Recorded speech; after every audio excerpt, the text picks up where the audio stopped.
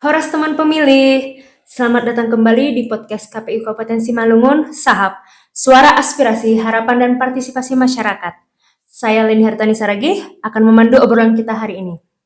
Pada episode kelima ini, kita akan mengenal lebih dalam sosok dan tugas krusial dari salah satu anggota KPU Kabupaten Simalungun yang bertanggung jawab atas jantung operasional pemilu. Dan kita sudah kedatangan narasumber yang kompeten di bidang ini, yaitu Bapak Martua Harasal PHTPA, anggota KPU Kabupaten Simalungun, Divisi Perencanaan Data dan Informasi. Selamat datang Bapak. Terima kasih Bu Leni, senang sekali bisa berinteraksi dengan teman, sahabat, dan masyarakat Kabupaten Simalungun. Orasma Bubanta Haganupan. Horas. Terima kasih kembali juga ya Pak. Apa kabar Pak? Puji Tuhan, sehat Bu Leni. Sehat ya Pak. Begini ya Pak, untuk pertamanya saya ingin menanyakan tentang judul yang sangat komprehensif ini, yaitu Perencanaan Data dan Informasi. Apa sebenarnya filosofi di balik penggabungan ketiga fungsi yang penting ini Pak? Baik, perlu kami sampaikan Bu Leni, khususnya kepada teman, sahabat, dan masyarakat Kabupaten Simalungun, gabungan filosofi Divisi Perencanaan Data dan Informasi itu menggambarkan bahwa pemilu yang berkualitas itu hanya dapat tercapai jika satu, perencanaan yang dilakukan secara matang. Baru yang kedua, data itu didukung oleh data yang akurat. Dan yang ketiga, dikelola melalui sistem informasi yang transparan dan bisa diakses secara luas. Itu dia. Terima kasih Pak. Nah, berdasarkan peraturan KPU-nya Pak, divisi Bapak bertugas menjabarkan program dan anggaran. Bagaimana divisi ini memastikan bahwa rencana dan anggaran KPU Simalungun sejalan dengan kebutuhan teknis pemilu atau pilkada Pak? Ya, kami ataupun kita di divisi perencanaan data dan informasi itu berfungsi sebagai dapurnya KPU, yaitu untuk menyusun rencana kerja dan anggaran. Dan di divisi data itu memastikan setiap anggaran yang dialokasikan efektif untuk mendukung tahapan teknis, mulai dari pembentukan badan ad hoc, bintek, sosialisasi, hingga logistik, dan bahkan bekerja sama dengan mitra-mitra yang ada di KPU Simalungun ini. Itu dia. Pak, tugas Bapak juga mencakup evaluasi dan penelitian kepemiluan. Apa manfaat konkret dari kegiatan evaluasi pasca pemilu atau pilkada bagi peningkatan kualitas penyelenggaraan pemilu atau pilkada di Kabupaten Simalungun, Pak? Ya, perlu kita ketahui, evaluasi itu adalah cerminan. Nah, di evaluasi kepemiluan itu, kita mengumpulkan data, kemudian kendala-kendala apa saja, dan masukan dari badan ad hoc, mulai dari PPK, PPS, bahkan mitra-mitra kita, dan juga pihak-pihak yang dapat membantu kita dalam hal memberikan ataupun mempelajari evaluasi yang ada di kepemiluan di kantor kita ini. Jadi rekomendasi itu yaitu perbaikan, baru lokasi TPS, hingga kebutuhan SDM, dan bahkan mungkin juga bagaimana kita mempola untuk sosialisasi agar tingkat kepemiluan kita itu meningkat.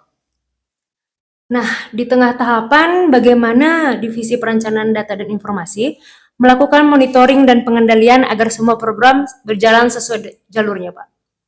Nah, untuk saat ini memang di tengah tahapan kepemiluan ini memang kita menggunakan sistem internal KPU, itu untuk memantau realisasi kegiatan dan anggarannya itu secara berkala. Dan kita juga melakukan supervisi kepada kawan-kawan mantan PPK, PPS untuk memastikan implementasi kebijakan teknis sudah seragam dan benar.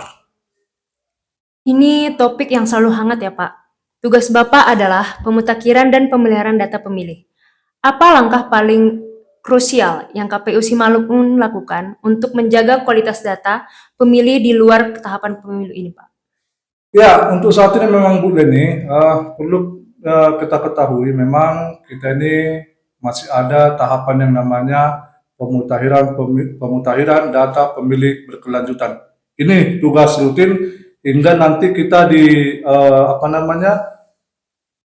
di awal Desember nanti kita akan melakukan pleno PDPB ini di semester 2. Nah, jadi kami ini fokusnya itu kolaborasi untuk mencapai hal itu tadi, baik itu harian maupun mingguan. Nah, berkolaborasi dengan siapa? Yaitu berkolaborasi dengan Disdukcapil, berkolaborasi dengan stakeholder yang lain untuk memastikan pemilih pemula terdaftar dan pemilih yang dinamakan TMS ataupun tidak memenuhi syarat dengan kategori itu meninggal ataupun pindah itu bisa terhapus. Jadi data pemilih itu harus clean sebelum nanti tahapan di 2029 dimulai. Itu makanya ada beberapa kegiatan seperti Coktas ya Pak ya? Iya, betul. Berarti tugas Divisi Perencanaan Data dan Informasi mencakup pengelolaan aplikasi, jaringan, dan Sidali. Bagaimana Bapak memastikan sistem informasi seperti Sidali atau Sirekap siap dan aman digunakan oleh jajaran KPU Kabupaten Simalungun, Pak? Ya, kami di Divisi Data itu berfungsi sebagai admin dan helpdesk di tingkat kabupaten. Nah, kami memastikan jaringan TIK berjalan lancar, baru melakukan bimtek penggunaan aplikasi-aplikasi tadi, baik itu Sidali dan Sirekap, dan menjaga keamanan data lokal itu. Nah, kesiapan TIK ini sangat vital untuk kecepatan dan akurasi hasil aplikasi tadi. Jadi setelah pemilu usai, tugas akhir adalah pengelolaan dan penyajian data hasil. Nah, bagaimana KPU Simalungun menjamin transparansi dan aksesibilitas data hasil pemilu kepada publik, Pak? Nah, sesuai dengan PKPU, itu memang kita diwajibkanlah menyajikan data-data itu, hasil dari pemilu secara terbuka, tidak ada yang ditutupi secara transparan itu, baik itu melalui website ataupun media resmi kita, itu KPU Kabupaten Simalungun. Nah, jadi kita juga mengelola data hasil dari formulir C yang ada di TPS, hasil baru ke di hasil, memastikan itu akurat, datanya itu akurasi yang ditampilkan kepada masyarakat. Dari semua tugas yang krusial ini, Pak, apa ya tantangan terbesar yang sering Bapak hadapi di Divisi Perencanaan Data dan Informasi di Kabupaten Simalungun atau di Simalungun ini, Pak? Nah, setiap kegiatan ataupun kerja itu memang pasti ada tantangan. Itu tidak bisa kita pungkiri. Tantangan utama itu yaitu mungkin sinkronisasi data, itu lintas stakeholder kita, dan budaya pelaporan yang real time ataupun yang secara cepat gitu dia di tingkat bawah. Tapi itu pun kita terus berupaya meningkatkan koordinasi kita dan kualitas SDM kita, itu dia. Baik Pak, sebagai penutup sesi ini, apa harapan Bapak untuk penyelenggaraan pemilu atau pilkada di Kabupaten Simalungun ke depannya, terutama dari sisi perencanaan dan data, Pak?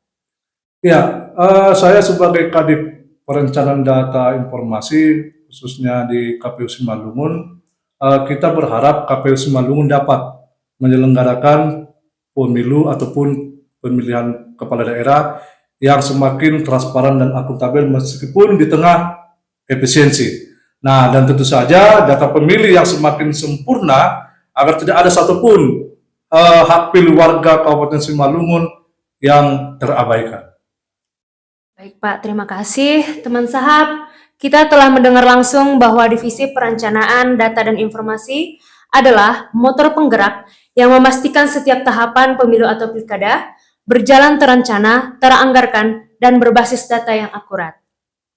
Kami mengucapkan terima kasih kepada Bapak Mertua Harasalpe Hutapea, anggota Sama-sama. KPU Kabupaten Simalungun, Divisi Perencanaan Data dan Informasi, atas penjelasan yang komprehensif.